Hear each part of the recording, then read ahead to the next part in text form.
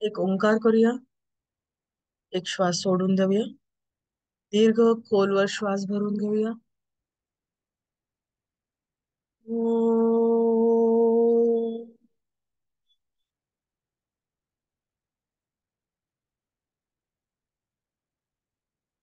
हम्म.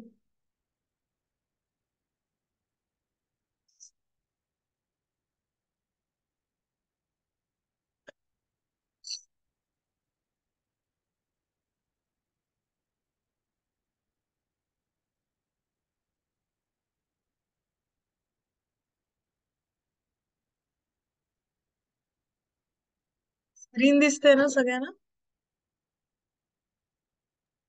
हो मॅडम. आता आपण बोधिसत्व आपण बघणार आहोत. अर्हत आणि बोधिसत्व. आता हे मला सांगा, कोणत्या धर्मामध्ये येतं? कोणत्या दर्शनामध्ये येऊ शकतं हे, किंवा धर्मामध्ये? आपण थोडंफार. बौद्ध धर्मामध्ये. बौद्ध दर्शन. धर्मामध्ये. बरोबर. बौद्ध दर्शन किंवा बौद्ध धर्मामध्ये येतं. तर आपण जो अभ्यास केला त्याच्यावरून तुम्हाला आठवतंय का, बोधिसत्व कोणाला म्हटलं जातं आणि अर्हत कोणाला म्हटलं जातं?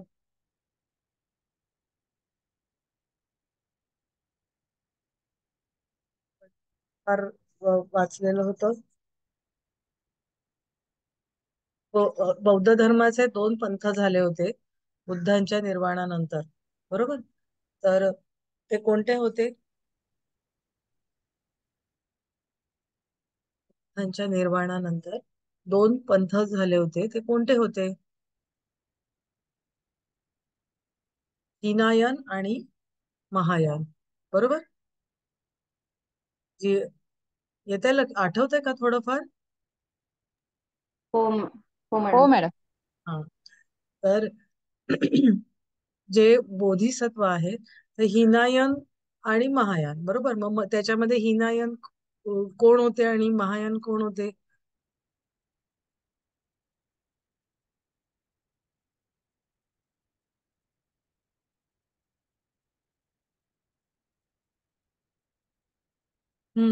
वाचायला पाहिजे थोडं. जे बुद्धांनी जो काही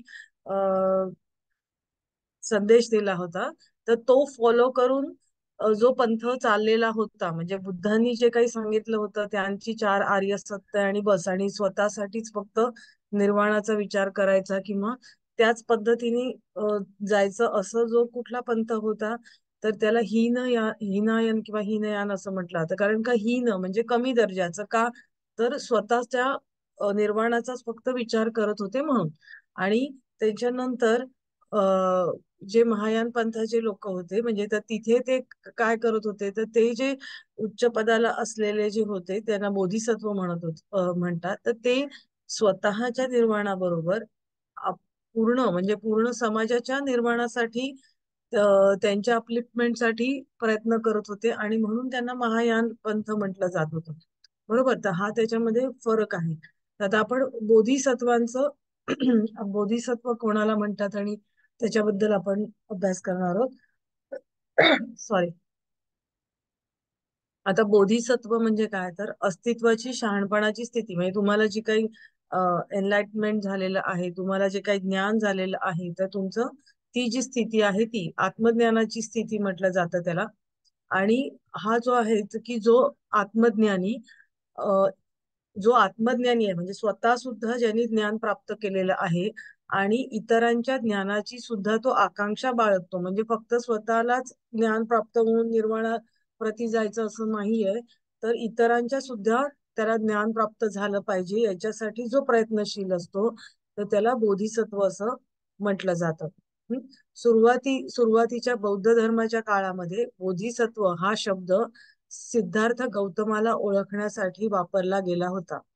त्याच्या आधीच्या बोधिसत्वात शाक्य मुनींच्या अस्तित्वांच्या कथांमध्ये सिद्धार्थ म्हणून जन्माला येण्यापूर्वी त्यांच्या करुणा, प्रेम आणि आत्मबलिदानांना जातक म्हणून ओळखले जाते. म्हणजे ते पूर्वी तुम्ही शाक्य मुनींच्या कथा म्हणजे जातकांच्या कथा कधी जर तुम्ही स्टोरी बुक्स वाचले असतील तर जातकांच्या कथा असत. बरोबर, वेगवेगळ्या बुद्धांच्या कथा सांगितलेल्या होत्या. तर त्याच्यामध्ये जे होते ते बोधिसत्व होते. आणि त्यांना काय म्हटलं जात असे, जातक असं म्हटलं जात होतं सुरुवातीच्या काळामध्ये. आता महायान परंपरेमध्ये बोधिसत्व हा शब्द बुद्धत्वासाठी, परिपूर्ण ज्ञानप्राप्तीसाठी किंवा ज्ञानप्राप्तीसाठी आकांक्षा बाळगणाऱ्या व्यक्तीसाठी वापरला जात असे. म्हणजे बोधिसत्व हा शब्द कोणाला वापरायचा, कोणाला म्हणायचं बोधिसत्व, तर बुद्धत्व प्राप्त करून घेण्यासाठी. आता बुद्धत्व म्हणजे काय, तर परिपूर्ण ज्ञान ज्याला मिळालेलं आहे, असं ज्ञान प्राप्तीसाठी आकांक्षा बाळगणारी जी व्यक्ती आहे तर त्याला बोधिसत्व असं म्हटलं जातं. म्हणजे हे वेगवेगळे तुम्हाला शब्द बोधिसत्वासाठी तुम्हाला या व्याख्या वेगवेगळ्या ठिकाणी वेगवेगळ्या तुम्हाला या आढळून येतील. थोडक्यात याचा मतितार्थ असा आहे की स्वतः सुद्धा ज्ञान प्राप्त करून घ्यायचंय, स्वतः आत्मज्ञान प्राप्त करून घ्यायचंय आणि त्याच्याशिवाय इतरांना सुद्धा ज्ञान मिळालं पाहिजे, त्यासाठी तो प्रयत्नशील असतो. तर त्याला बोधिसत्व असं म्हटलं जातं.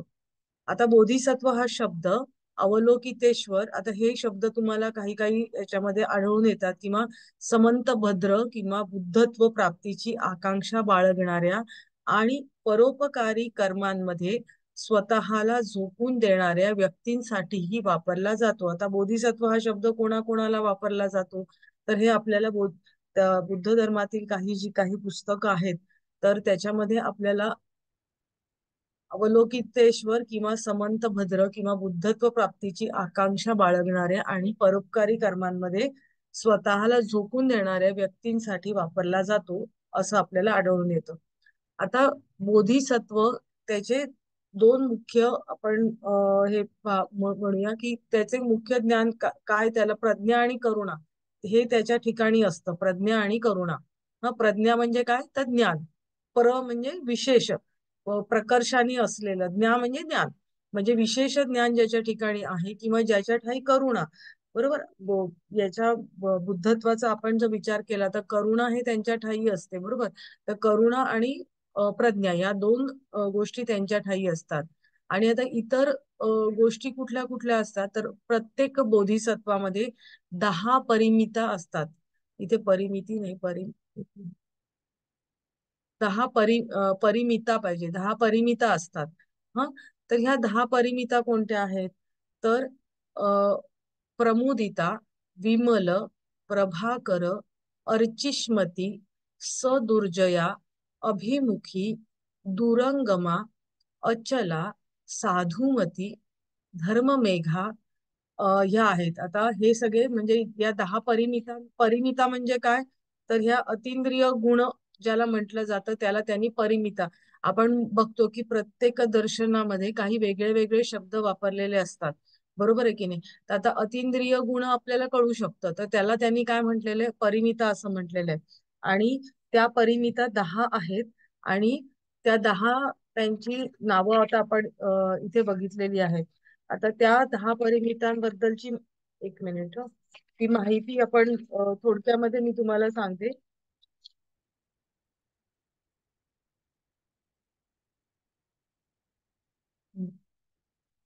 आता हे प्रमुदिता.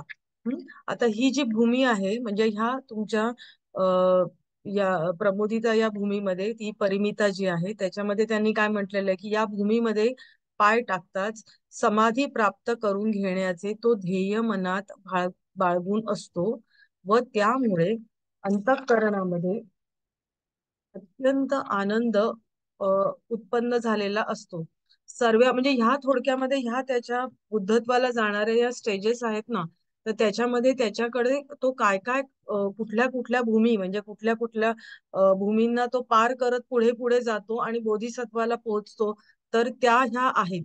हा, तर याच्यामध्ये याच्यामध्ये प्रमुदितामध्ये, आता मुदिता म्हणजे आनंद थोडक्यामध्ये होतो की नाही, तर आनंद, अत्युच्च आनंद त्याला प्राप्त झालेला असतो. आणि सर्व प्रकारचा मिथ्याग्रह म्हणजे आग्रह असतात तर ते सोडून देऊन संपूर्ण करुणायुक्त अंतःकरणाने तो लोकसेवा करण्यास उद्युक्त होतो. म्हणजे ही पहिली स्टेज आहे की त्याला खूप आनंद होतो समाधीच्या स्थितीमध्ये, आणि तो लोकसेवा करण्याला उद्युक्त होतो. कारण बोधिसत्वांच्या याच्यामध्ये काय आहे की स्वतःला ज्ञान मिळवणं आणि शिवाय लोकांना पण मिळवून द्यायचंय, बरोबर. मग त्याच्यासाठी लोकांची सेवा करणं हा गुण हवा की नाही, तर त्याला पहिल्यांदा ही इच्छा होते की लोकांची सेवा करायला पाहिजे. मग दुसरं काय आहे, तर दुसरी आहे विमला. विमला, तर विमलामध्ये काय होतं, तर या भूमीमध्ये विशुद्ध शील संपादन करावयाचे असते.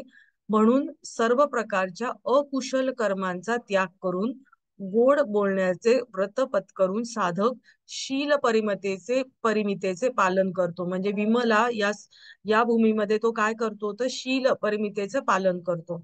मग तिसरं काय आहे, प्रभाकरी किंवा प्रभाकर या भूमीमध्ये निरनिराळ्या प्रकारच्या ध्यान मार्गांनी चित्तशुद्धी केली जाते. आपल्याला माहितीये वेगवेगळ्या अ, अ, बुद्ध धर्मामध्ये पण अ, ध्यानाच्या वेगवेगळ्या पद्धती आहेत, बरोबर. कोणत्या आहेत बरं ध्यानाच्या पद्धती?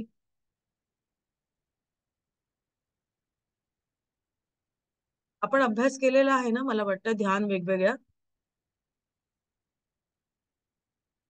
वेगवेगळ्या ध्यान पद्धतींचा अभ्यास केलेला आहे. बौद्ध धर्मामध्ये कोणत्या हो ध्यानाच्या पद्धती आहेत, एखादी माहित असलेली विशेष? मॅम, विपश्यना. हा, विपश्यना ध्यान, बरोबर. तर अशा वेगवेगळ्या ध्यानाच्या पद्धती आहेत. तर त्या ध्यानाच्या पद्धती त्याच्यामुळे काय होतं, तर त्याच्यामुळे चित्तशुद्धी होते, बरोबर. मग ह्या प्रभाकरी या भूमीमध्ये काय होतं, वेगवेगळ्या ध्यान पद्धती अवलंबल्या जातात. कशासाठी करायच्या त्या ध्यान पद्धती, तर चित्तशुद्धीसाठी. मग नंतरची आहे की अर्चिष्मती. अर्चिष्मती या भूमीमध्ये काय केलं जातं, तर रीतसर दीक्षा घेतली जाते. आणि उच्च नीच्च भाव सोडून देऊन इतरांशी बोधिसत्व हा समानतेने वागतो. म्हणजे काय, की तुमच्या ठाई अशी भावना येते की सगळी जे प्राणी मात्र आहे, तर ते एका समान आपण त्यांना समानतेने बघतो. ही दृष्टी त्या ठिकाणी येते आणि या ठिकाणी दीक्षा घेतली जाते, अर्चिष्मती या ठिकाणी.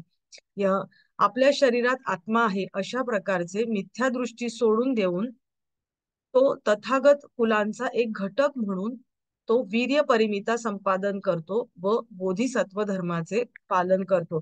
आता इथे त्यांनी दीक्षा घेतलेली आहे अर्चिष्मतीमध्ये, बरोबर. मग आता दीक्षा घेतली, त्यांनी कशाची दीक्षा घेतली असेल, बोधिसत्व होण्याची, बरोबर आहे की नाही. मग बोधिसत्वांचं त्यांचा जो धर्म आहे, तर तो ते पालन करण्याचं तो दीक्षा घेतो आणि त्यांचा धर्म आहे त्याचं पालन करतो. मग त्याच्यानंतरची भूमी आहे सदुर्जया. हं? सदुर्जया या भूमीमध्ये तो सत्याचे, त्याला जे बौद्ध धर्मामध्ये सांगितलेलं आहे, तर त्या सत्याचं आकलन होऊन त्यांनी चारही आर्य सत्यांचे ज्ञान तो संपादन करतो आणि सर्व संस्कार अनात्म आहे हेही तो जाणून घेतो. हं? अनात्म काही गोष्टी त्या त्या धर्माच्या मुख्यत्वे सांगितलेल्या आहेत, तर त्यांनी काय सांगितलेलं आहे की सगळे संस्कार जे आहेत ते अनात्म आहेत. तर ते ते जाणून घेतो. मग त्याच्यानंतरची भूमी आहे अभिमुखी. या भूमीमध्ये प्रतित्य समुत्पादाचे यथार्थ ज्ञान संपादन करून मनुष्य प्राणी हा कारक वेदरहित पंचस्कंधांचा असून बाह्यसृष्टी ही विज्ञानमय आहे हेही तो जाणतो आणि ह्या भूमीमध्ये तो प्रज्ञा परिमितेचे पालन करतो, अभिमुखी या भूमीमध्ये. आता ह्या स्थितीमध्ये आल्यानंतर तो बोधिसत्व थेरवादींच्या अर्हत पदाला पोचलेल्या माणसांच्या बरोबरीचा होतो. आता थेरवादी कोणाला म्हणतात, तर अर्हत किंवा हिनायन पंथाची जी लोक आहेत तर त्यांना थेरवादी सुद्धा म्हणतात. हा, तर अर्हत पद आहे थेरवादींचं किंवा हिनायन पंथांचं. आता इथे ते इक्वल याला येतात, लेवलला येतात, बरोबर. अर्हत पद आणि बोधिसत्वाचे पद ह्या ज्या अभिमुखी ही जी त्यांची भूमी आहे त्याला. मग त्याच्यानंतर कुठली येते, तर दुरंगमा ही भूमी येते. तर ही व त्याच्या पुढील तीन भूमी, जरा म्यूट करता का प्लीज. ही व तिच्या पुढील तीन भूमी केवळ महायानी गणल्या जातात. म्हणजे पुढच्या ज्या चार भूमी आहेत तर त्या सगळ्या फक्त महायान पंथामध्ये असतात. हं ह्या भूमीत येण्यापूर्वीच साधकाने बोधिसत्व मार्गाचे संपूर्ण परिपालन केलेले असते. आपण बघितलं की अभिमुखी भूमीमध्ये येतो त्यावेळेला त्यांनी काय केलंय की बोधिसत्वाची दीक्षा घेतलेली आहे.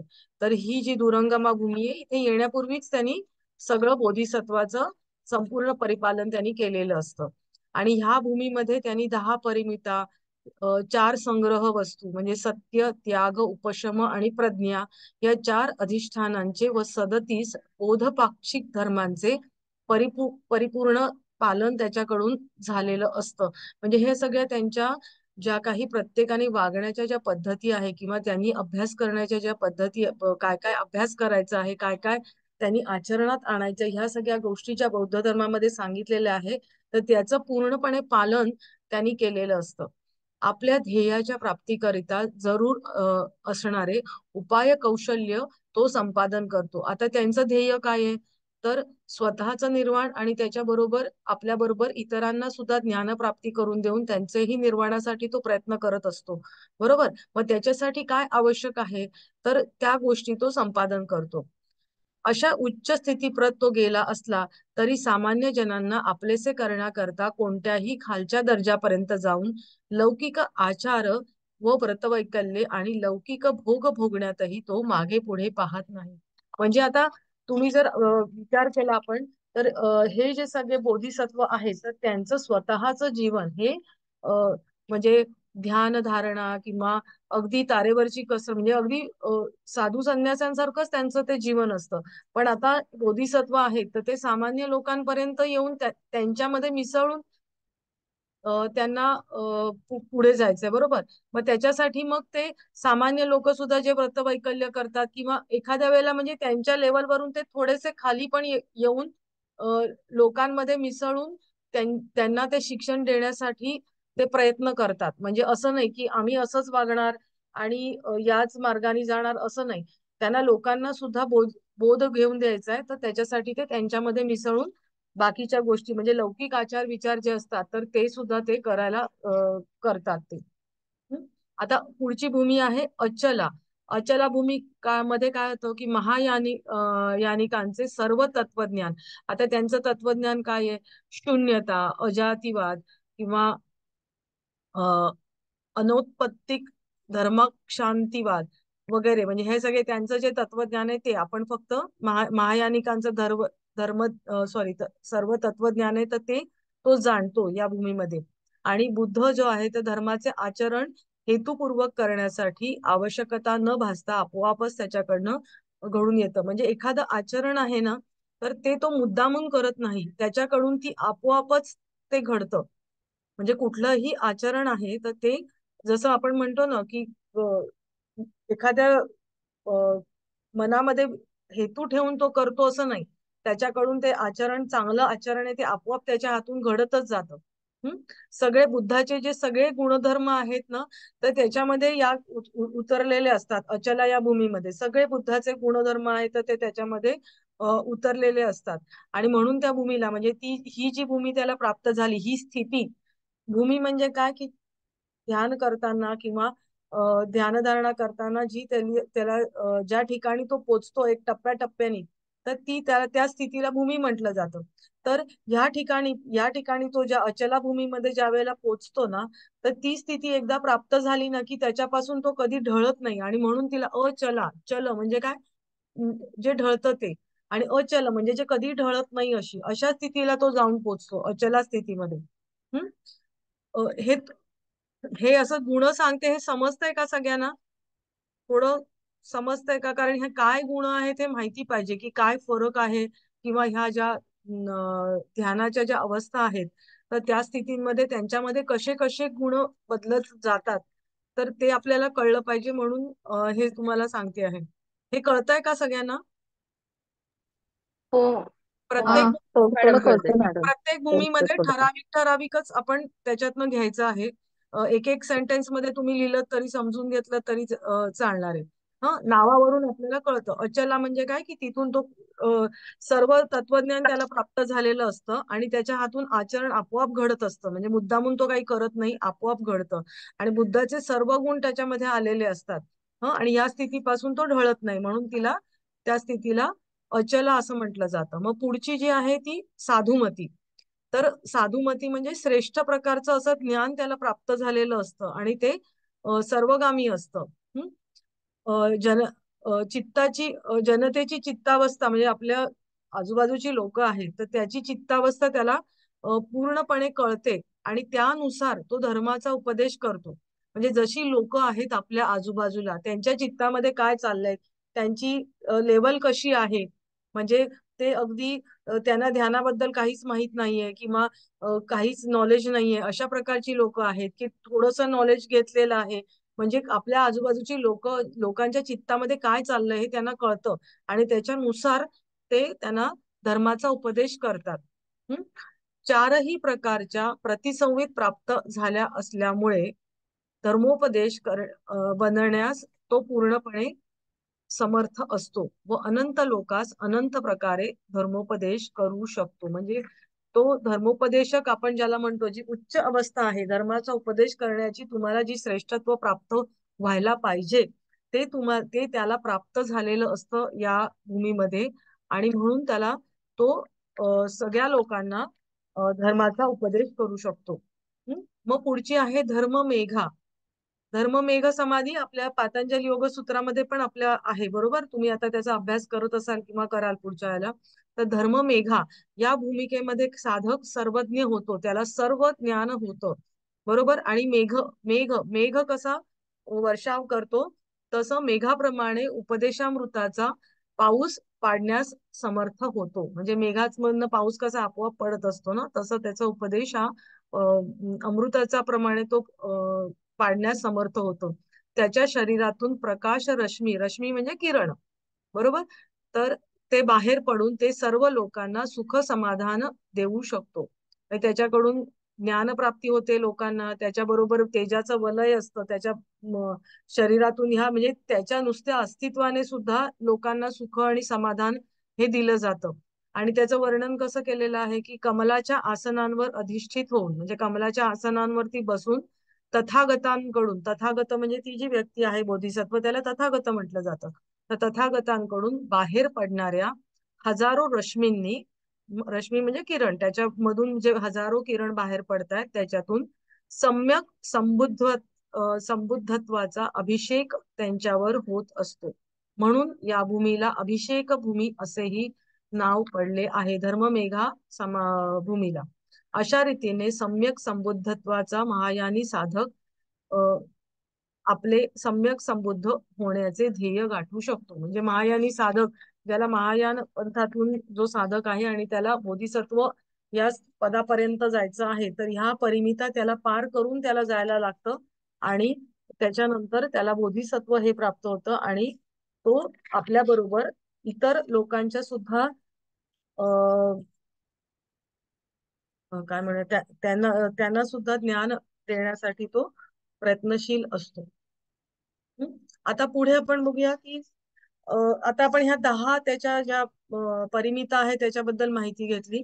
सर्व बोधिसत्वांच्या आध्यात्मिक आकांक्षांचे ध्येय सर्व संवेदनक्षम प्राण्यांची मुक्ती आहे. म्हणजे जसं आपण म्हटलं की सगळ्याच लोकांना, सगळ्याच प्राण्यांना मुक्ती देणं हे त्यांचं ध्येय असतं. बोधिसत्व म्हणजे सजीवांना दुःखातून मुक्त करण्यासाठी व जन्म आणि मृत्यूच्या चक्रातून जाणे होय. हे एकच आहे फक्त, तुम्हाला जन्म मृत्यूच्या चक्रातून तुम्ही जर विचार केलं की सगळ्यांना मुक्त करणं हे तुम्ही डोक्यामध्ये जर तुम्हाला बसवलं की त्यांचं बोधिसत्वांचं ध्येय काय, तर ह्याच गोष्टी आहेत, फक्त त्या धर्माला अनुसरून आपण बघतोय की जन्म मृत्यूच्या चक्रातून जे प्रतित्य समुत्पाद आणि ह्या सगळ्या गोष्टी त्यांनी सांगितलेल्या आहेत, तर त्याच्यातून त्यांना मुक्त करणं हेच बोधिसत्वांचं ध्येय आहे.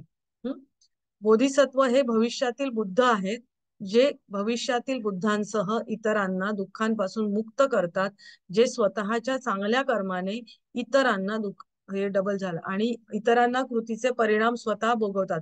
इतरांची जी कृती आहे त्याचे परिणाम स्वतः भोगतात. म्हणजे दुसऱ्यांची जी कृती आहे तर त्याचे परिणाम ते स्वतः भोगतात, ते त्यांच्यावरती परिणाम घडून येतो. म्हणजे जर मी चुकीचं वागले, म्हणजे आजूबाजूची जनता जर चुकीची वागली, तर त्यांचे जे परिणाम आहेत ते त्या बोधिसत्वांना भोगायला लागतात थोडक्यामध्ये.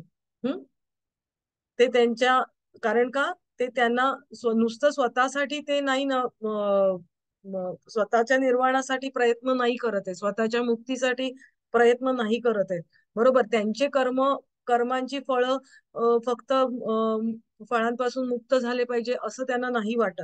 तर आपल्या आजूबाजूची जनता आहे तर त्यांची कर्मांपासून सुद्धा त्यांनी मुक्त झालं पाहिजे. व त्यांच्या कर्मांचे जे संस्कार आहेत तर ते कोण भोगणार ना, तर ते बरे कधी कधी त्यांना सुद्धा भोगायला लागतात. अशा प्रकारे सांगितलेलं आहे. हं? बोधिसत्व दोन प्रकारचे असतात. आरंभिक बोधिसत्व ज्यांना करुणा, प्रेम, परोपकार लाभलेला असतो आणि जे ते ज्ञानप्राप्तीसाठी प्रयत्नशील असतात. आणि अतींद्रिय बोधिसत्व ज्यांनी बुद्धत्व प्राप्त केलेले आहे परंतु पूर्ण निर्वाणामध्ये प्रवेश केलेला नाहीये. तर असे बोधिसत्वाचे दोन प्रकार आहेत. ते त्यांच्याकडे परिपूर्ण बुद्धी आहे, त्यांना त्यांना संसाराने बांधलेले नाही. आता हे बोधिसत्वांचे काही गोष्टी आपण पॉइंट वाईज बघतो आहोत. तथापि ते सर्व संवेदनशील प्राण्यांना वाचवण्यासाठी विविध रूपामध्ये दिसतात. हे बोधिसत्व आहे तर ते आजूबाजूच्या संवेदनशील प्राण्यांना वाचवण्यासाठी विविध रूपामध्ये दिसतात. त्यांच्या स्टोरीज आपण बुद्धांच्या बोधिसत्वांच्या विविध स्टोऱ्या वाचतो, बरोबर आहे की नाही? तर त्या वेगवेगळे बोधिसत्व आहेत आणि ते सगळ्या समाजाच्या कल्याणासाठीच कार्य करत असतात. अर्हताच्या आदर्शाची जागा महायानामध्ये बोधिसत्वाने घेतलेली आहे. मूर्तिशास्त्रात बोधिसत्व हे रत्न आणि मुकुटांनी सजवलेले तरुण राजपुत्र म्हणून चित्रित केलेले असतात. म्हणजे जर तुम्ही जर कोणी पूर्वेकडच्या देशांमध्ये गेलात तर तिथे सगळे बोधिसत्व जे आहेत ना तर ते राजांसारखे दाखवतात.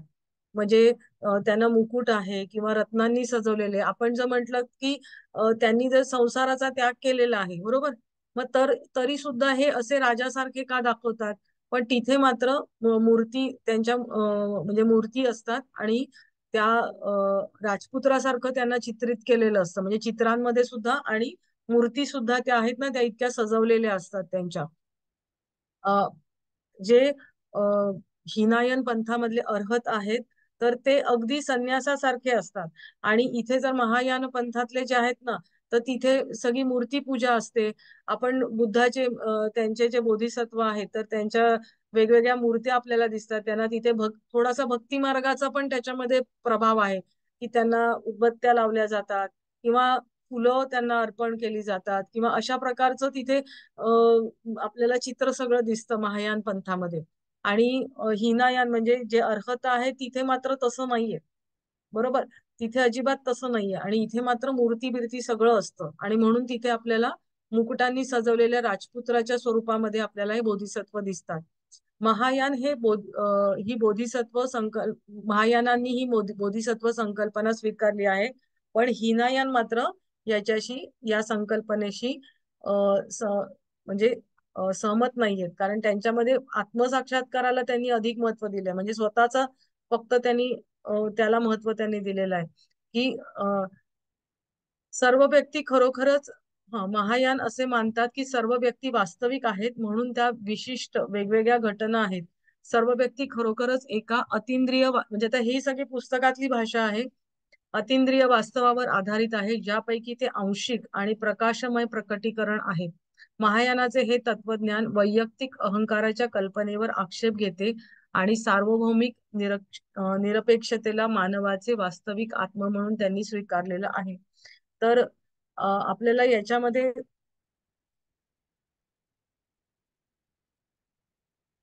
त्याचं सार आपण खाली बघूया.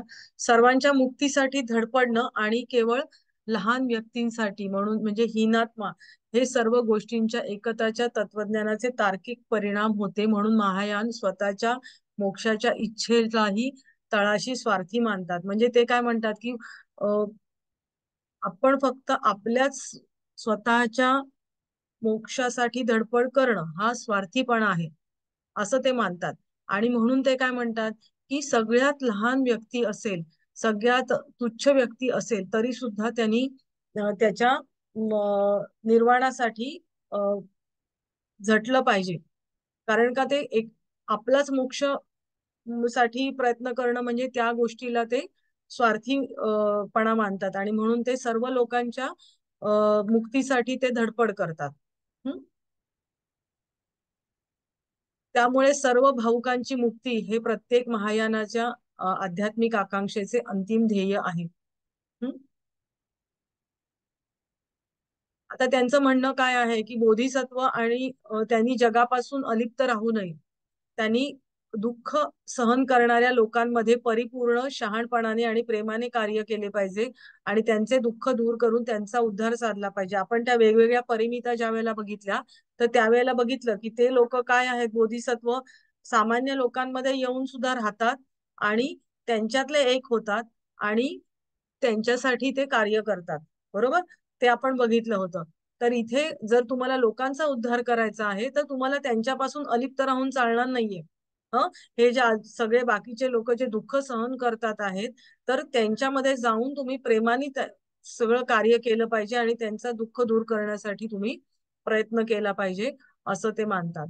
बोधिसत्व अनेक आयुष्यांसाठी परिमितांचा सराव करतो आणि ह्या ज्या भूमी आहेत त्या भूमींमधून तो जातो, इतरांसाठी परिश्रम करतो आणि काळाच्या ओघामध्ये सम्यक समृद्ध बनतो. जेव्हा पुढे चालून बुद्धाची शिकवण आता त्याला म्हणजे तो थोडक्यामध्ये काय की ह्या सगळ्या आयुष्य, कित्येक आयुष्य, अनेक आयुष्य, एकाच आयुष्यामध्ये ह्या परिमितांचा अभ्यास होणार आहे असं नाहीये. त्याच्यासाठी तुम्हाला अनेक आयुष्य त्याला त्या परिमितांचा अभ्यास करत अनेक जन्म त्यांना घ्यायला लागणार आहे. ते जे चक्र आहे त्या चक्रातून अनेक वेळा त्याला जायला लागणार आहे आणि प्रत्येक वेळेला मग तो या भूमिकेतून गेला, इतरांसाठी त्यांनी परिश्रम केले की मग त्याच्यानंतर तो सम्यक संबुद्ध किंवा बोधिसत्वाची त्याला स्थिती प्राप्त होणार आहे. ओके, तर याच्यामध्ये आपण अर्हत आणि बोधिसत्व याच्यात साम्य भेद हे आपण नंतर बघणार आहोत. हे बोधिसत्वाचं समजलं आहे का तुम्हाला? बोधिसत्वाचं मुख्य काय आहे की फक्त तो स्वतःच्या निर्वाणाबरोबर लोकांच्या निर्वाणासाठी प्रयत्न करत असतो. बरोबर, आणि त्याच्यासाठी ह्या वेगवेगळ्या 10 परिमिता आहेत त्या समजून घेणं महत्वाचं आहे. आणि मग त्याच्यातून जाताना त्या लोकांच्या मध्ये जाऊन राहतो आणि त्याच्याबरोबर तो स्वतः शिक्षण घेताना म्हणजे स्वतः निर्वाणासाठी काय प्रयत्न करतो आणि लोकांच्या निर्वाणासाठी काय प्रयत्न करतो हे आपल्याला त्याच्यामध्ये सांगायचंय फक्त. हे कळलंय का? आपण परत त्याच्यामध्ये परत एकदा आपलं रिपीट होणार आहे कारण ते थोडं पुस्तकी भाषा असल्यामुळे थोडस हे आहे. नंतर परत आपण साम्य भेद एकदा बघूया, त्यावेळेला परत एकदा आपल्याला होईल ते. आता प्रशंसायाम म्हणजे काय, स्तुत्य किंवा पूज्य. अर्हचा अर्थ काय आहे तर मान्य अशी व्यक्ती. अर्हती इति, अर्हत म्हणजे अर्हती इति म्हणजे पूज्य असतो तो अर्हत. अर्हतचा अर्थ काय की पूज्य असणं. बरोबर, आणि त्याला अर्हत असं म्हटलेलं आहे.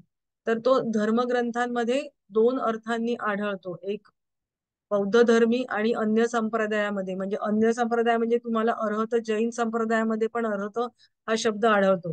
बरोबर, तिथे सुद्धा अर्हतच असं म्हटलं जातं. आता पूर्वीच्या काळी अर्हतचा शब्द काय की ज्यांनी उच्च ध्येय गाठलेलं आहे त्याला अर्हत असं संबोधलं जायचं. अर्हतचा अर्थ आपण जर बघितला तर आता बुद्धांनी ज्या वेळेला गौतम बुद्धांना निर्वाण प्राप्त झालं तेव्हा त्यांनी काय केलं तर त्यांनी आपल्या खास भिक्षूंचा एक वर्ग बनवला आणि त्यांचा एक गट बनवून त्याला उपदेश द्यायला त्यांनी प्रारंभ केला. 4 आर्य सत्य आणि वगैरे सगळ्या गोष्टींचं त्यांनी ज्ञान द्यायला म्हणजे प्रारंभ केला. आता त्याच्यामध्ये सुद्धा कोणाला त्याच्यामध्ये त्या वर्गामध्ये कोणाला प्रवेश मिळायचा, कोणाला गटामध्ये प्रवेश मिळायचा, तर ज्यांनी राग द्वेष इत्यादी जे विकार आहेत तर त्यांचा नाश केलाय अशा भिक्षुकांनाच त्या वर्गामध्ये त्यांना प्रवेश मिळायचा. आणि अशा त्या भिक्षुकांना अर्हत असं म्हणून घेता येत असे. म्हणजे तो ज्या गटामध्ये जी काही लोक होती तर त्यांना अर्हत असं म्हटलं जात होतं. अशा रीतीने म्हणजे बुद्धांनी काय केलं की अर्हत ही पदवी म्हणजे पूर्वी अगदी उच्च पदवी असेल त्यालाच अर्हत म्हटलं जायचं, पण मग बुद्धांनी ऍक्च्युअली विचार केला तर बुद्धांची उच्च हे झाली की नाही, पदवी झाली की नाही. पण त्यांनी काय केलं, त्यांनी जे गट बनवले भिक्षुकांचे तर त्याच्यामध्ये भिक्षूंचे तर त्याच्यामध्ये जे काही त्यांचे शिष्यगण होते आणि त्यांच्यामध्ये जे काही रागद्वेष कसे असायचे तर त्यांनी रागद्वेष इत्यादी विकारांचा ज्यांनी नाश केलेला आहे असे लोक असायचे आणि त्यांना ते अर्हत पदवी दिली. आणि म्हणजे काय की शिष्यांना ती त्यांनी पदवी दिलेली आहे अर्हत.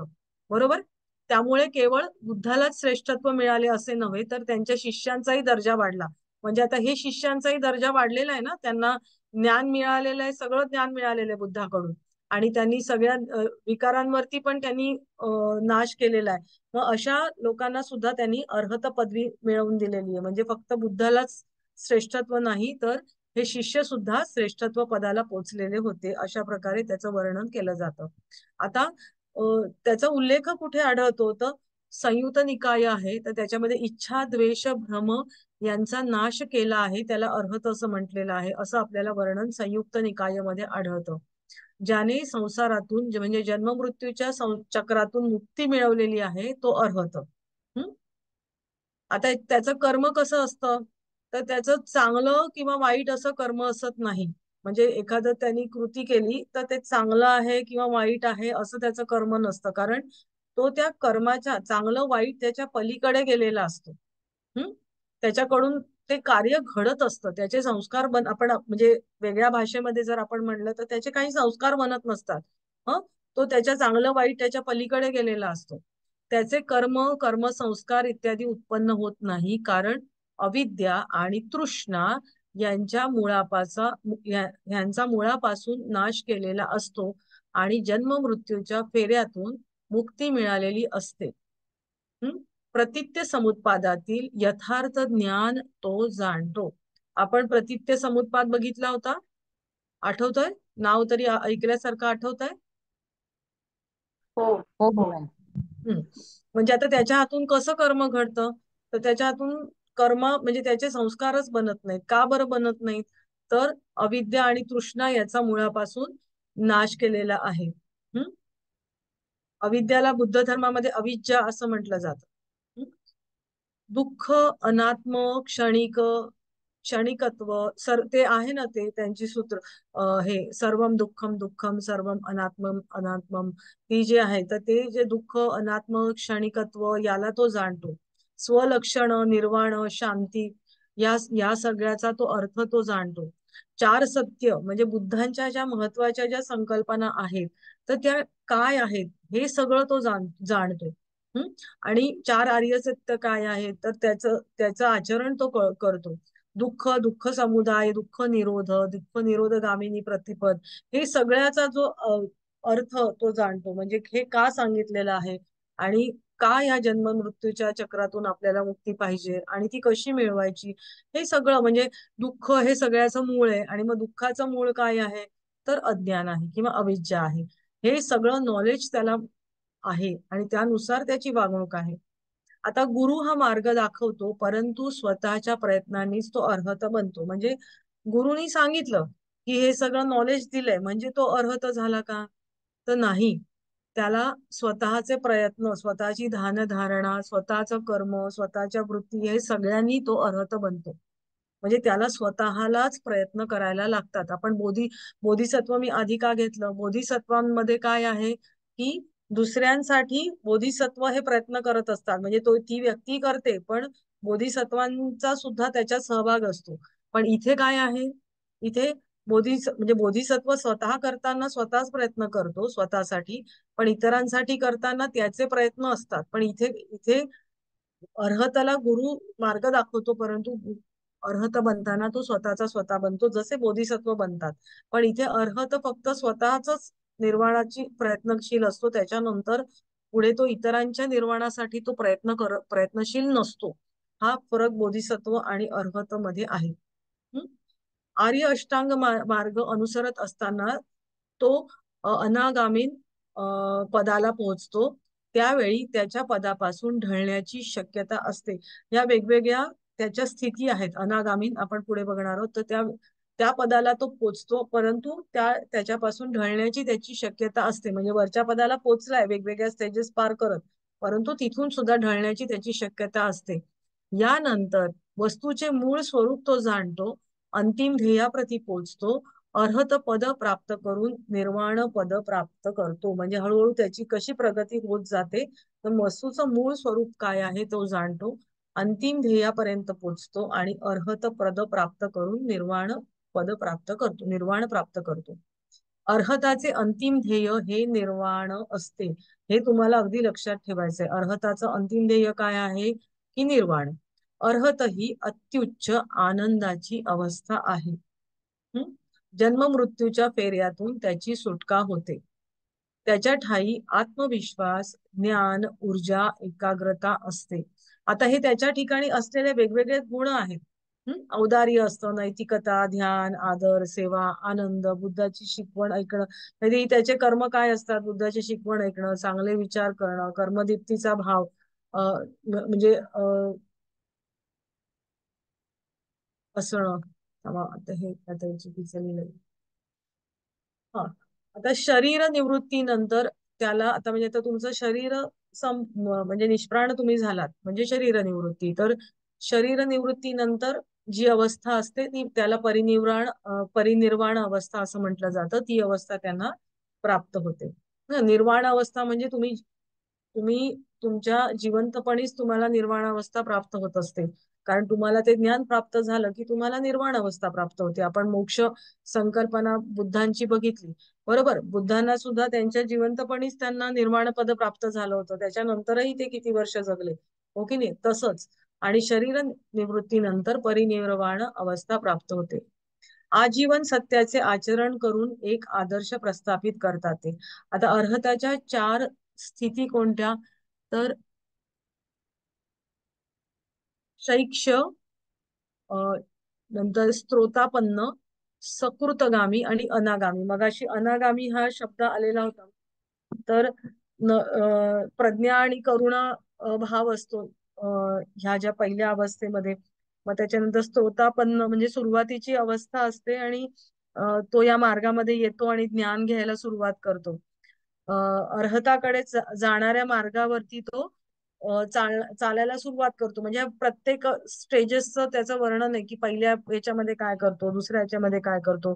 सकृतगामीमध्ये एकदाच जन्म त्याला घ्यायला लागतो. पण अनागामीमध्ये काय आहे, परत त्याला जन्म नाहीये. अर्हत आणि शेवटचं तुमचं त्याचं जे पद आहे ते अर्हत, की त्याच्यात सर्वोच्च त्याची ती स्थिती असते की ज्याच्यामध्ये त्याला निर्वाण प्राप्ती त्याला मिळते. आता हे हीनयान पंथ आपण म्हटलेलं आहे. हीन का म्हटलेलं आहे त्याला, हीनयान का म्हटलेलं आहे की कारण तो फक्त स्वतःच्या निर्वाणासाठी किंवा स्वतःच्याच मोक्षासाठी ते प्रयत्नशील असतात. म्हणून त्यांना हीन म्हणजे खालच्या दर्जाचे अशा अर्थाने त्यांना हीनयान म्हटलं जातं. आणि त्यालाच त्यांनी थेरवादी सुद्धा म्हटलं जातं. म्हणजे आपल्याला अनेक असे मठ त्यांचे धम्म दिसतात, तर तिथे थेरवादी असं लिहिलेलं असतं. तर थेरवादी म्हणजे काय, हीनयान पंथाची जे लोक आहेत ती. जीवन काळामध्ये अर्हताला पोचलेल्या 20 जणांची नावे अंगुत्तर नियकामध्ये दिलेली आहेत. जिवंतपणी म्हणजे त्यांचं जे काही एक पुस्तक आहे की अंगुत्तर नियक, त्याच्यामध्ये 20 जणांची नावं त्याच्यामध्ये दिलेली आहेत. आता अर्हताबद्दल समजलेलं आहे थोडक्यात हो, हा अर्हताबद्दल. समजलं मॅडम. हा. हा. हो. आता आपण अर्हता आणि बोधिसत्व एक पटकन एक रिकॅप म्हणूया आपण की त्याच्यामध्ये साम्य काय आहे आणि थोडक्यामध्ये भेद काय आहे. म्हणजे याच्यात सुद्धा तुम्हाला पॉइंट्स मिळतील किंवा याच्यातूनही तुम्हाला सोप्या पद्धतीने लिहायला सापडेल की साम्य काय आहे. तर प्रबोधन किंवा एनलाइटमेंट आपण म्हणतो ना, तर त्याला महत्व आहे की तुम्हाला ज्ञान प्राप्त होतं, विशेष ज्ञान तुम्हाला प्राप्त होतं, तर तिथे त्याला सगळ्याला महत्व आहे, बरोबर. नंतर मृत्यूच्या फेऱ्यातून मुक्तता, बरोबर. अज्ञान, क्रोध इत्यादींवरती विजय मिळवायला पाहिजे. तर हे त्यांच्यामध्ये साम्य आहे, अर्हता आणि बोधिसत्व याच्यामध्ये. मग त्याच्यामध्ये फरक काय आहे? तर साधनाचा विचार केला आपण तर स्वतः बरोबर, आता हा जो पहिल्या लाईनीमध्ये आहे ना ते बोधिसत्वाचा आहे आणि दुसऱ्या लाईनीमध्ये आहे ते अर्हताविषयीचं आहे. तर स्वतः बरोबर इतरांना सुद्धा मार्गदर्शन बोधिसत्वांमध्ये दिलं म्हणजे ज्या ठिकाणी असतं, तर स्वतःसाठी आग्रही असतात. कोण असतात स्वतःसाठी आग्रही? अहत. अहत. अर्हत. अर्हत. अर्हत. अर्हत. हम्म. त चा उच्चार पूर्ण करा, अर्हत. कारण त चा उच्चार अर्हत. कमी केला तर त चा पाय मोडल्यासारखं होणार ना. अर्हत नाही, अर्हत. हं? मार्गदर्शन तर ते मार्गदर्शन करतात आणि अलिप्त राहतात, म्हणजे लोकांना मार्गदर्शन करतात आणि अलिप्त राहतात. हे मार्गदर्शन करत नाहीत लोकांना, का बरं करत नाहीत? तर मग त्यांच्यामध्ये तुम्ही अडकाल ना, म्हणून ते लोकांना मार्गदर्शन करत नाही, स्वतःसाठीच फक्त स्वतःची साधना करत असतात. आता पंथ, महायानी पंथ स्वतः व त्याच्याबरोबर इतरांचाही विचार, हिनायानी पंथ स्वतः स्वतःचा मोक्षाचा विचार केला जातो. दृष्टिकोन, व्यापक दृष्टिकोन, जनहितार्थ व्यापक किंवा विशाल दृष्टिकोन आणि यांचा संकुचित दृष्टिकोनातून स्वहितार्थ साधना. कृती, आंतरिक व बाह्य दोन्ही महत्वाच्या, दोन्हीकडे समदृष्टीने पाहतात. आंतरिक महत्वाची, कारण बाह्य साधनेने म्हणजे त्यांना बाधा येते असं वाटतं तुमच्या साधनेमध्ये.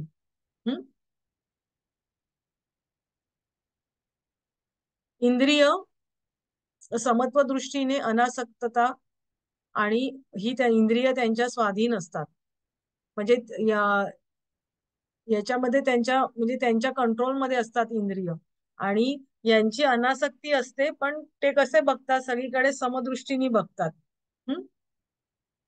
नंतर वृत्ती कशी असते, समाधान व आनंदाने जगतो, आणि हे संतोष वृत्तीने किंवा मुमुक्ष वृत्तीने जगतात. एक मिनिट, हे इथे काहीतरी वर खाली झालं. एक सेकंड.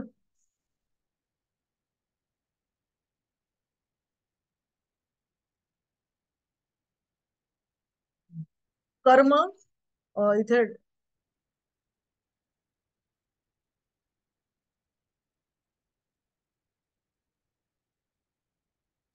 हा इथे कर्म हे वर खाली झालं. कर्म स्वविकासार्थ कर्म असतात त्याचे, आणि पुनर्जन्म चक्रामध्ये अडकू शकतो. त्याच्यानंतर अर्हत, आणि नंतर बोधिसत्वांच्या याच्यामध्ये पुनर्जन्म नसतो. शून्य भाव व्यापकता मात्र अनासक्त, ते अनासक्त, त्यांची आसक्ती नसते आणि म्हणून त्यांना पुनर्जन्म नाहीये. दर्जा, महायानी पंथाचा उच्च दर्जा, कारण स्वतःबरोबर इतरांचाही विचार व मार्गदर्शन असते, आणि हिनायानी यांचा काहीसा निम्न दर्जा, कारण स्वतःच्याच मोक्षाचा विचार त्यांनी केलेला असतो. वैयक्तिक कल्याण, आणि त्याच्यामध्ये ते रममाण होणारे असतात त्याच्यामुळे. म्हणजे स्वतःच कल्याण झालं पाहिजे, हाच त्यांचा विचार असतो. अवस्था, पूर्ण पुरुषाची संकल्पना, भूतदया करणारा व्यापक विराट पुरुष, म्हणजे त्यांची जी अवस्था अशी दाखवलेली असते की सर्वांवरती दया करणारा पुरुष, अशी कल्पना त्यांची असते की पूर्ण पुरुष, आणि तशी त्यांची चित्र पण आढळतात की असा एक विराट पुरुष आहे आणि तो सगळ्यांना म्हणजे सगळ्यांना प्रेम करतो आहे, आणि सगळ्यांसाठी प्रयत्नशील आहे, अशा प्रकारची चित्र आपल्याला त्यांचे जे धम्म असतात त्याच्यामध्ये आपल्याला आढळतात. आणि याच्यामध्ये अवस्था कशी असते, ब्लँक असते, कोरी पाटीची समान असते त्यांची अवस्था. एकदम ब्लँक. कल्याणाचा विचार केला तर वैयक्तिक व समष्टीचे कल्याणाचा विचार, म्हणजे बोधिसत्व आहे तर ते स्वतःच पण कल्याण तर साधतातच, परंतु समष्टी म्हणजे आपल्या आजूबाजूचं त्यांचंही विचार, आणि अर्हताचं वैयक्तिक कल्याण, आणि त्यातच रममाण होणारा जीवन पद्धती. समाजात मात्र सर्व अहमच्या शृंखला गळून पडलेल्या विश्वात्मकता अनुभवतो, समाजापासून अलिप्त असतो, किंवा भीती मिळवलेली शांतता भंग होईल, कष्ट यातना पुन्हा नको, आणि म्हणून तो अलिप्तता ठेवतो. हे अर्हत, तो अर्हत आहे. तुम्ही जर बघितलं तर तिबेट वगैरे ठिकाणी जे असतात ना, किंवा लेह लडाखला तुम्ही जाल, किंवा तर त्या ठिकाणी सगळे असे छोट्या छोट्या रूम्स असतात, आणि त्याच्यामध्ये जाऊन ते त्यांची साधना करत असतात, म्हणजे समाजापासून ते सगळे अलिप्त असतात.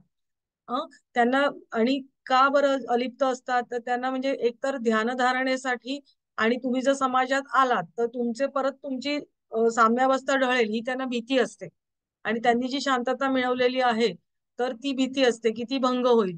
आणि दुःखापासून दूर जाणं, दुःखाचा नाश व्हायचा आहे, तर त्या कष्ट यातना बघून पुन्हा आपल्याला दुःख होईल ना. आणि म्हणून मग त्यांना स्वतःला ते अलिप्त ठेवतात आणि मग तिथे जाऊन ते त्यांची साधना करतात.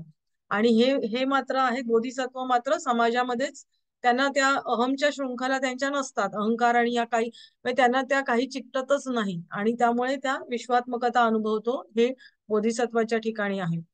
त्याच्यानंतर प्रेरणा, आसक्ती नसल्याने कष्ट, यातना इत्यादींना घाबरत नाही. स्वबरोबर इतरांनाही तो मोक्ष दाखवण्याची वृत्ती त्याच्याकडे असते. आणि अर्हताच्या ठिकाणी स्वकल्याणाची आणि स्व मोक्षाचीच फक्त प्रेरणा त्याच्या ठिकाणी दिसते. आता दुःखाचा परिणाम काय होतो बरं?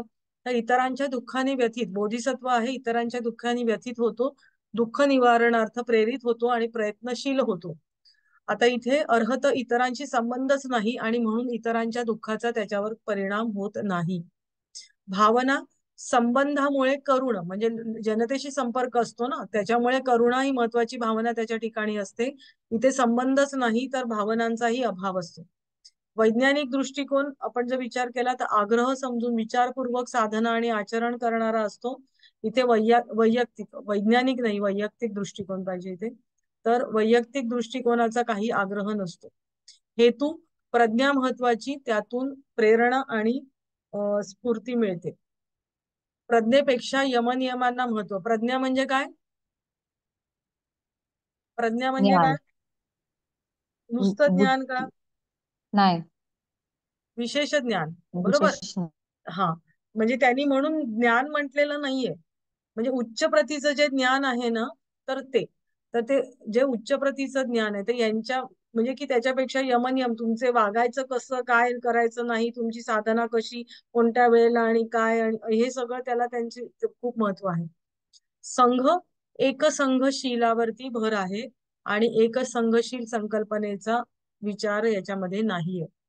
म्हणजे संघ, आपण बुद्धम शरणम गच्छामी, संघम शरणम गच्छामी असं म्हणतात ना ते, तर एकसंघ या संकल्पनेचा त्याच्यामध्ये विचार नाहीये. चित्ताची एकाग्रता, चित्त एकाग्र करणार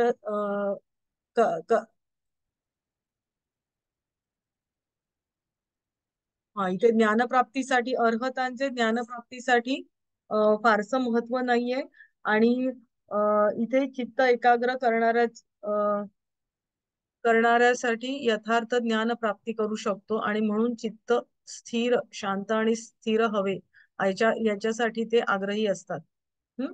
कारण चित्त तुम्ही एकाग्र केलं तरच, चित्त एकाग्र करणाराच यथार्थ ज्ञानाची प्राप्ती करू शकतो. हम्म. बरोबर आहे ना. तुमचं चित्त जर एकाग्र झालं तरच तुम्हाला त्या वस्तूचं रिअल नॉलेज काय आहे ते तुम्हाला कळतं. आणि म्हणून ते काय म्हणतात की तुमचं चित्त आहे, तुमचं ते शांत हवं, स्थिर हवं.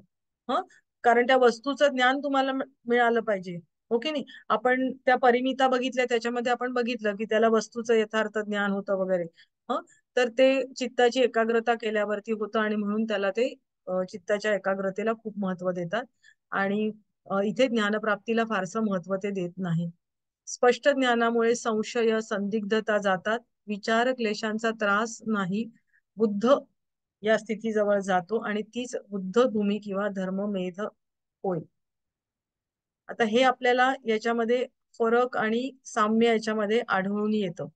आता मला सांगा, हे ह्या ज्या अर्हत आणि बोधिसत्व या संकल्पना तुम्हाला समजलेल्या आहेत का? मॅडम, संकल्पना हो. समजल्या आणि तुम्ही ते पॉइंट वाईज सांगितले तेही समजलं. आता हे 10 किंवा 12 मार्कासाठी आपण लिहायचं तर कसं प्रकारे लिहायचं ते एकदा सांगा मॅम. कारण क्वेश्चन पेपर मध्ये काही ठिकाणी हे 10 मार्कासाठी आहे. हा, मग तुम्हाला सांगा, प्रस्तावनेमध्ये तुम्ही काय लिहाल? पहिले म्हणजे ती संकल्पना कुठे आहे, काय ती लिहाल? संकल्पना कोण आली हे लिहिणार. मग तो तुमचा पॅराग्राफ होतो की नाही मला सांगा बरं. आधी ते कुठल्या दर्शनामध्ये, कुठल्या धर्मामध्ये आहे आणि हो. कोण. हा, मग ते सगळं सुरुवातीला कुठलाही प्रश्न आला की प्रस्तावना ही तुमची होतेच. मग त्याच्यानंतर त्या शब्दाचा अर्थ काय आहे तो तुम्ही लिहिणार. बरोबर. मग त्याचे गुणधर्म काय, म्हणजे ते कुठे आढळतात, कुठल्या पुस्तकांमध्ये, ग्रंथांमध्ये त्याचा उल्लेख आहे किंवा काय आहे, त्याचा उल्लेख येतो. बरोबर. म्हणजे हा तुमचा सेकंड पॅरेग्राफ झाला. मग त्याच्यानंतर त्याचे जे गुणधर्म आहेत ते तुम्ही लिहायचे. आणि मग याच्यामध्ये तुम्हाला त्या 10 परिमिता तुम्ही त्या लिहिल्या की तुम्हाला ते प्रश्न तुमचा पूर्ण होईल. आणि अर्हतच तर तेवढंच आहे अर्हतच. आपण काही वरून घालू शकत नाही ना, काही गोष्टी ज्या आहेत त्याच आपल्याला लिहायच्या आहेत, हो की नाही? हो. त्याच्यामध्ये फार याच्यापेक्षा वेगळं अजून काही नाहीये. आता एका क्वेश्चन मध्ये बोधिसत्वाचं काहीच नाही, फक्त अर्हत संकल्पना स्पष्ट करा असं 12 मार्कला एखादा क्वेश्चन विचारला मोठा. पण त्या कोणत्या नुसतं कुठल्या दर्शनानुसार आहे का नुसतंच अर्हत संकल्पना स्पष्ट करा आहे? तर अर्हत संकल्पना फक्त स्पष्ट अर्हत संकल्पना स्पष्ट करा मॅडम तिथे. ओके, मग नुसतं अर्हत आहे तर तुम्हाला मग त्याच्यामध्ये आपण आता नेक्स्ट टाइम मग जैन धर्मातलं पण अर्हत घेऊया. म्हणजे अर्हत संकल्पना ही जैन धर्मामध्ये पण आहे आणि बौद्ध धर्मामध्ये पण आहे. कळलं? मग तुम्हाला दोन्ही लिहायला पाहिजे,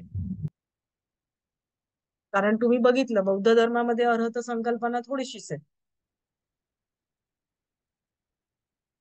आता हे जर पॉइंट जर बघितले तर ह्या एका पेपरवरती ते सगळे पॉइंट मावून गेलेले आहेत सगळे.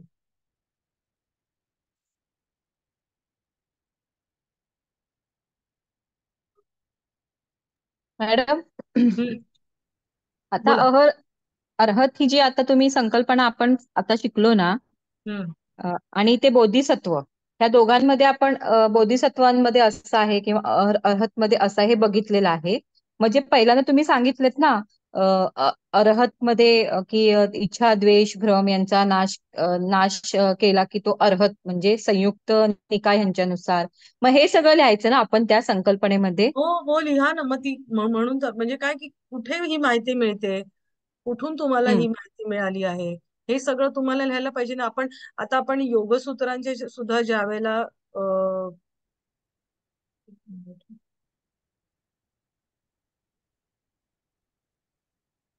योगसूत्रांचं सुद्धा आपण ज्या वेळेला हे करतो, ओके, तेच थांबूया, एंड करूया डायरेक्ट.